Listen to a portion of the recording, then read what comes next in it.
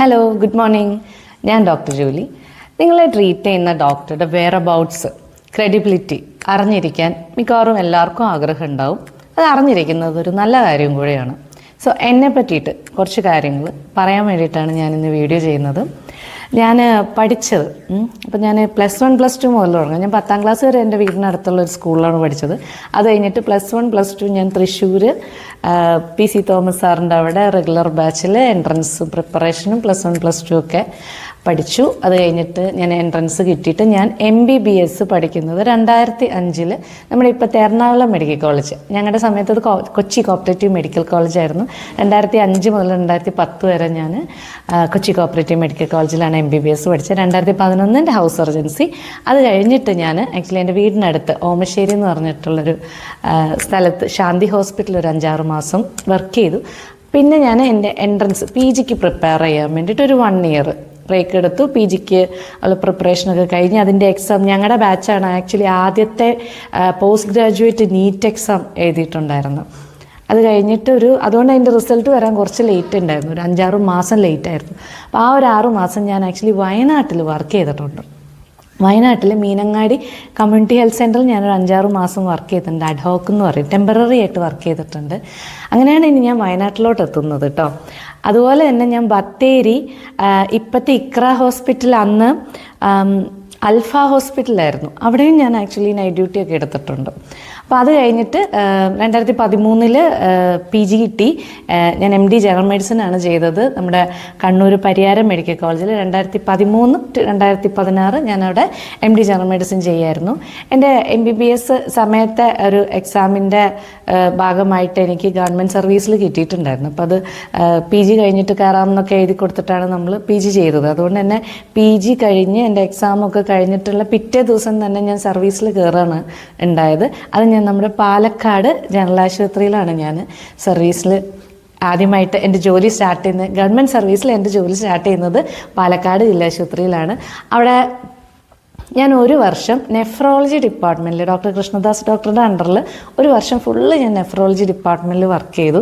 അത് കഴിഞ്ഞിട്ടൊരു 6 മാസം ഞാൻ ഫിസിഷ്യനായിട്ട് തന്നെ അവിടെ ഒരു മെഡിസിനിൽ ഒരു യൂണിറ്റൊക്കെ ഹോൾഡ് ചെയ്ത് വർക്ക് ചെയ്തു. പിന്നെ എനിക്ക് പ്രൊമോഷൻ, അതായത് ഗവൺമെൻറ്റിൽ ഫിസിഷ്യൻ്റെ ആദ്യത്തെ പോസ്റ്റ് ജൂനിയർ കൺസൾട്ടൻ്റ് എന്ന് പറഞ്ഞിട്ടാണ്. അപ്പം ജൂനിയർ കൺസൾട്ടൻ്റായിട്ട് ഞാൻ കൊല്ലം കുണ്ട്ര താലൂക്ക് ഹോസ്പിറ്റലിലേക്ക് ട്രാൻസ്ഫർ ആയി.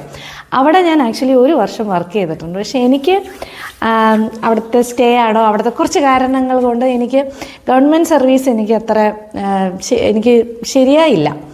പാലക്കാട് ഞാൻ വാസ് വെരി ഹാപ്പി. പാലക്കാട് എനിക്ക് ഭയങ്കര വർക്ക് ലോഡായിരുന്നു, ഭയങ്കര ഒത്തിരി പേഷ്യൻസ് ഉള്ള ഹോസ്പിറ്റലായിരുന്നു. ഞാൻ ചിലപ്പോൾ രാവിലെ ചെന്നാൽ വൈകുന്നേരം 4 മണിക്കൊക്കെ ആയിരിക്കും ഞാൻ പോരുന്നത്. എന്നാൽ പോലും I was really happy with the atmosphere, the patience, everyone. പക്ഷെ കൊല്ലത്തൊക്കെ എത്തിയപ്പം എനിക്ക് പറ്റുന്നില്ലാണ്ടായി. ആ സമയത്ത് എനിക്ക് വയനാട്ടിൽ നമ്മുടെ സെൻറ്റ് ജോസഫ് മിഷൻ ഹോസ്പിറ്റലിൽ നിന്നൊരു ഓഫർ വന്നു.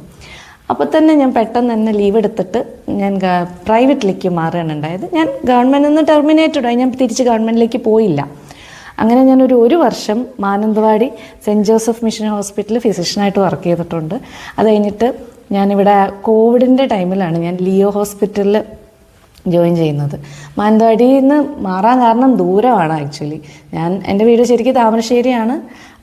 അപ്പം ലിയോയിൽ കിട്ടിയപ്പം ഞാൻ ലിയോയിലേക്ക് മാറി. ഒരു 4-5 വർഷം ഞാൻ ലിയോ ഹോസ്പിറ്റലിൽ വർക്ക് ചെയ്തിട്ടുണ്ട് ഫിസിഷ്യനായിട്ട്. അപ്പം ഞാൻ വന്ന സമയത്ത് കോവിഡായിരുന്നു. അതുകൊണ്ട് തന്നെ എൻ്റെ ഫേസൊന്നും എൻ്റെ പേഷ്യൻസിന് തുടക്കത്തിലൊന്നും കണ്ടിട്ടൊന്നും ഉണ്ടാവില്ല. ഞാൻ ഈ അന്യഗ്രഹ ജീവിനെ പോലെയൊക്കെയാണ് പേഷ്യൻസിനെ കണ്ടുകൊണ്ടിരുന്നത്. മാസ്കും ഷീൽഡും ഗൗണും എല്ലാം ഇട്ടിട്ടാണ് പേഷ്യൻസ്. പിന്നെ ഞാൻ പ്രഗ്നൻറ്റും ആയിരുന്നു. അപ്പം കംപ്ലീറ്റ് പ്രൊട്ടക്ഷനിലായിരുന്നു ആദ്യത്തെ ഒരു 2-3 വർഷമൊക്കെ നമ്മൾ വർക്ക് ചെയ്തുകൊണ്ടിരുന്നത്. അതുപോലെ ഞാൻ ഈ പ്രൈവറ്റിൽ വന്നതിന് ശേഷം ഞാൻ ആക്ച്വലി MRCP പുറത്തേക്കൊക്കെ പോകാനുള്ള എക്സാമാണ് UK-ലെ MRCP UK-യുടെ എക്സാമൊക്കെ എഴുതി. പാർട്ട് 1 എഴുതി, പാർട്ട് 2 എഴുതി പാസ്സായി. അതിൻ്റെ പ്രാക്ടിക്കലിൻ്റെ ഒക്കെ പ്രിപ്പറേഷനെ പറ്റിയൊക്കെ ഞാൻ ചിന്തിച്ചുകൊണ്ടിരിക്കുമ്പോഴാണ് ശരിക്കും ഞാൻ ഈ കോസ്മെറ്റോളജിയിലോട്ട് തിരിയുന്നത്. കാരണം എനിക്ക് കുറച്ച് ബ്യൂട്ടി ഇഷ്ടമാണ്, എനിക്ക് ഗ്രൂം ചെയ്ത് നടക്കുന്നത് ഇഷ്ടമാണ്, എനിക്ക് ഫാഷൻ ഇഷ്ടമാണ്. അപ്പം കോസ്മെറ്റോളജി പഠിക്കാൻ എനിക്കൊരു ചാൻസ് കിട്ടി, ഫെലോഷിപ്പ് ചെയ്തു. അപ്പം അങ്ങനെ ഞാൻ കോസ്മെറ്റോളജിയിലോട്ടൊന്ന് ടേൺ ചെയ്തു. അപ്പം 2023 ജൂലൈ 15 ഞാൻ എൻ്റെ ആദ്യത്തെ കോസ്മെറ്റോളജി ക്ലിനിക്ക് കൽപ്പറ്റ ബൈപ്പാസിൽ സ്റ്റാർട്ട് ചെയ്തു. എൻ്റെ clinic, so I M the founder of A cosmetology, ഇപ്പോൾ എസ്തെറ്റിക് ക്ലിനിക് എന്നാണ് പറയുക. Beauty related skin and hair concerns ഒക്കെ അഡ്രസ്സ് ചെയ്യാൻ വേണ്ടിയിട്ടുള്ളൊരു ക്ലിനിക്കാണ്. ഡെഡിക്കേറ്റഡ് കോസ്മെറ്റോളജി ക്ലിനിക്കായിട്ട് തന്നെ ഞാൻ എൻ്റെ ഒരു ക്ലിനിക്ക് കൽപ്പറ്റ ബൈപ്പാസ് റോഡിൽ സ്റ്റാർട്ട് ചെയ്തു. അതിൻ്റെ പേര് ലെയർ ജൂവിയ എസ്തെറ്റിക് സെൻറ്റർ എന്നാണ്.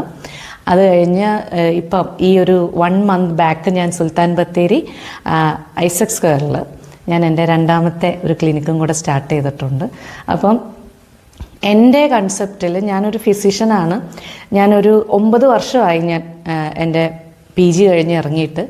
ഈ ഒരു കഴിഞ്ഞൊരു 2 വർഷം ഞാൻ കൂടുതലും കോസ്മെറ്റോളജി സൈഡിലോട്ടാണ് എൻ്റെ ഒരു ചായ്വെങ്കിലും ഒരു 7 വർഷത്തോളം ഞാൻ പേഷ്യൻസിനെ നോക്കുകയും ഞാൻ കിഡ്നി റിലേറ്റഡ് ആയിട്ടുള്ള പേഷ്യൻ്റ് നോക്കുക, ICU ക്രിട്ടിക്കൽ കെയർ ചെയ്യുകയൊക്കെ ചെയ്തിട്ടുള്ളൊരു ഫുൾ ഫ്ലെജ്ഡ് ഡോക്ടറായിട്ട്, രോഗികളെ നോക്കുന്ന ഡോക്ടറായിട്ട് തന്നെ ഞാൻ നിന്നുകൊണ്ടിരുന്ന ആളാണ്. അപ്പം ഞാൻ കോസ്മെറ്റോളജി ചെയ്യുമ്പം എനിക്കൊരു വിശ്വാസമുണ്ട്, എൻ്റെ മാക്സിമം കഴിവിൽ എനിക്ക് കോസ്മെറ്റോളജി ചെയ്യാൻ പറ്റും.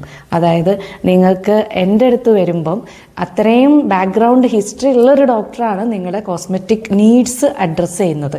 എൻ്റെ ക്ലിനിക്കിൽ ആക്ച്വലി എമർജൻസി മെഡിസിൻസ് ഉണ്ട്, emergency ambu bag, intubation kit, oxygen cylinder, like എൻ്റെ അടുത്ത് വരുന്നൊരു പേഷ്യൻ്റ് ആസ് എ ഹോളാണ് ഞാൻ ട്രീറ്റ് ചെയ്യുക. സോ കോസ്മെറ്റോളജി ഇപ്പം വയനാട്ടിലാണെങ്കിലും അധികം ആൾക്കാർക്കൊന്നും കോസ്മെറ്റോളജി എന്താണെന്നോ അല്ലെങ്കിൽ അത്രയ്ക്ക് ഇൻടു കോസ്മെറ്റോളജി അല്ല. പക്ഷേ യുവർ ഫിസിഷ്യൻ നിങ്ങളുടെ ഇടയിൽ തന്നെ 5-6 വർഷമായിട്ട് ഇവിടെ വയനാട്ടിൽ തന്നെ ഉള്ള ഒരാളാണ് ഞാൻ. എൻ്റെ ക്ലിനിക്കാണ് ലെയർ ജൂവിയ എസ്തെറ്റിക് സെൻറ്റർ, ബത്തേരിയും കൽപ്പറ്റയും ഉള്ളത്.